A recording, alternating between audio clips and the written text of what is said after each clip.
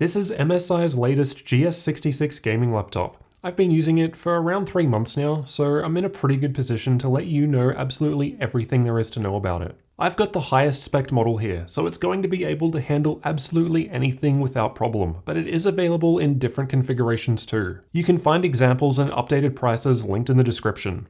Alright, so the GS66 has an all-metal aluminium build, or aluminum based on where you're from. It's got this matte black finish, though it does end up being quite a fingerprint magnet, but it's a very smooth finish, so it's easy to clean with a microfiber cloth. MSI seem to be going for that kind of razor blade stealth aesthetic, I suppose. It's all matte black, and it feels pretty good, and overall the build quality is pretty good. Personally, I would have liked it if this MSI logo on the front was also blacked out, just to keep things consistent. And I know some other people in the comments of other videos have also mentioned this, that they didn't like it either. Not a big deal at the end of the day, but yeah, everything else is completely blacked out except that logo. The GS66 has quite a few nice improvements over MSI's older GS65 model. The hinges are one area where GS65 users have had problems in the past. Over time, a number of them have apparently failed. I haven't personally experienced this myself, but a few people have let me know about it. You'll be pleased to know that the hinges on the GS66 have been redesigned. They're pretty much all metal now, and MSI note that they're much stronger than the previous versions, so that should hopefully help with those failures. The GS65 also had an upside down motherboard, which MSI have revised with this newer GS66 model, and this allows for the GS66 to be easily upgraded. We've got quick access to the 2 M.2 slots, 2 memory slots, and Wi-Fi 6 card. Another area where the GS66 has improved over the older 65 is that it's just ever so slightly thicker, and this makes it much more sturdier when you're pushing down hard on it. It's just less flexible, and that was one of the issues a lot of people brought up about with the 65. So that has been fixed here, and overall the 66 is just much more sturdier. The screen looks pretty good. It's got thin bezels, a decent color gamut, average brightness, and my model had no bad backlight bleed. It's a 300Hz panel, which will be good for esports titles, and although MSI advertise it with a 3 millisecond response time, I measured it at around 8 milliseconds.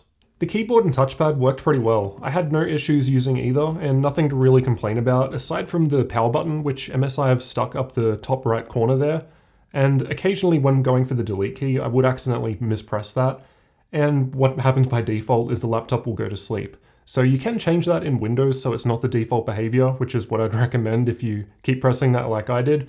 But yeah, with the older GS65, they did have the power button more towards up above the keyboard in the middle, which I think is a bit of a better location for it. The guys on the short circuit channel apparently had some issues with palm rejection with the touchpad, and apparently if you click down above the touchpad, that would cause a click as well. No matter how much I pressed above the touchpad, that didn't cause any clicks in my unit.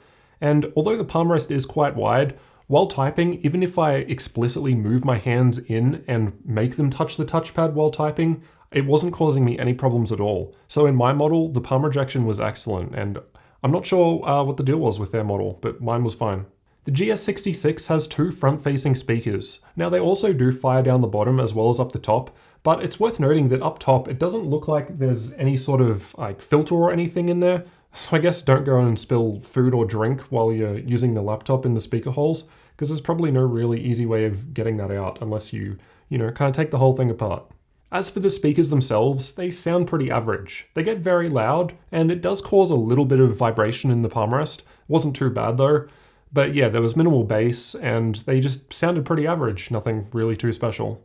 The battery life is another really good excellent part of the GS66. So it's got a really large 99.9 watt-hour battery, which is actually the largest you can legally take on a plane. So you can't go any larger than that. And it gives the laptop around 7 hours of battery life while just streaming YouTube video, although that was when I lowered the screen refresh rate from 300Hz down to 60Hz. By default at 300Hz, it would last for a couple of hours less. So, if you need more battery life, you can make that change to get it. As for fan noise, it was pretty quiet at idle, and we've just got the air intake vents down the back here, and there are 3 fans inside. There was a little coil one when the fans were completely silent, but it wasn't that obvious to hear, and once the fans kick in, it wasn't really noticeable. Now this is a thinner laptop with some powerful specs inside, so the fans can get quite loud. There are different performance modes though, so you can manage this quite well, or you can even set the fans to max speed if you've got some good headphones and don't care how loud it sounds and just want the best performance.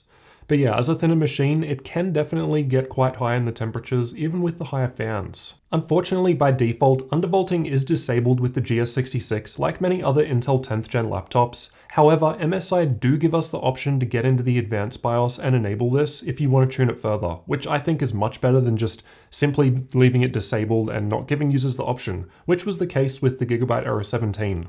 The GS66 also gives you the option of disabling Optimus, which will lower battery life outside of gaming, but it will give you better performance during gaming, so it's good to have that option, and all it takes is a reboot to complete. It would have been icing on the cake if they gave us G-Sync for smooth tear-free gameplay, but unfortunately MSI have not done that with the GS66. By default, the memory that the laptop ships with is DDR4 2666, which is okay, but Intel 10th Gen does support up to 2933, so by doing that you can get some extra performance. Honestly, I think it's a bit strange that MSI chose to ship with 2666 memory. I guess either they have a lot of it laying around from the last generation, or perhaps it's just really hard to get 2933 or 3200 memory in the bulk quantities needed in order to ship this product. At the end of the day though, I did try using faster memory, and I got better FPS in games, but it wasn't by much, just a couple of % or something like that. It does depend on the game, but yeah, not the end of the world. But at the same time, with a premium gaming laptop like this, I would kind of have hoped that they've given you the best, as that's the case with many other 10th gen laptops. They come with DDR4 2933. Overall, there is some really good port selection with this laptop. It's got 2.5 gigabit Ethernet on this side. You got to be a bit careful with it, as the cable can get in the way of your mouse hand a bit. However, it's good that they've got the Ethernet port facing this way. I personally prefer it as it's much easier to get the cable out. The little tab bit sticks up so you can just pull it out. You don't have to lift the laptop up and try and get in from underneath it. So that's a little nice bonus. It's got Thunderbolt 3 on the Type-C port, and all of the USB ports are 3.2 Gen 2. So there's no Gen 1 at all on this machine. They're all the faster Gen 2. So overall, the GS66 is quite a nice improvement over the older MSI GS65. It's pretty easy to recommend if you're after a thin laptop that's also quite powerful. Just be aware that the fan noise can be quite loud and it can get pretty hot. But yeah, as mentioned, you can get into that advanced BIOS and pretty much tune it to your heart's content. There are a lot of settings in there, including unlocking undervolting. If you want even more information on the MSI GS66 gaming laptop, check out the link down in the description where I've reviewed this in far more depth on the Jarrod'sTech channel. So is the MSI GS66 gaming laptop a laptop you would consider? Why or why not? Let me know down in the comments. I'm always interested to hear what other people are after. And if you're new to the channel, definitely get subscribed for more laptop reviews like this coming in the future.